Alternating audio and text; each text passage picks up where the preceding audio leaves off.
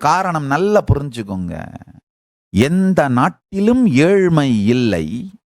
ஆளுகின்றவர்கள் மக்களை ஏழ்மையில் வைக்க வேண்டும் என்று முடிவெடுத்தால் மட்டும்தான் அந்த நாட்டில் ஏழ்மை இருக்கின்றது.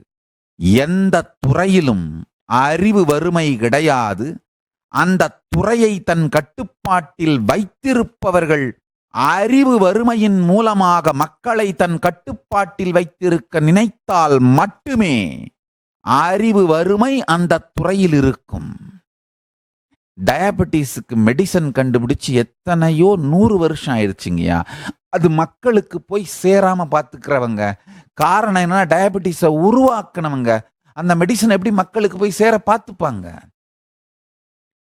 டயபெட்டிஸ்ன்ற வியாதியை உருவாக்கணுடைய நோக்கம் என்னன்னா, மனிதன் செத்துறவும் கூடாது, செத்துட்டா வருமானம் வராது. முழுக்க முழுக்க ஆரோக்கியமாகவும் இருந்துடக்கூடாது, அப்பவும் வருமானம் வராது. அவன் போகணும், உழைக்கணும், சம்பாதிக்கணும், பணத்தை இவங்களுக்கு கட்டிக்கிட்டே இருக்கணும். இதுதான் மெடிக்கல் டெரரிசம் டாக்ஸ்ன்னு சொல்றேன். மருத்துவ தீவிரவாத வரி.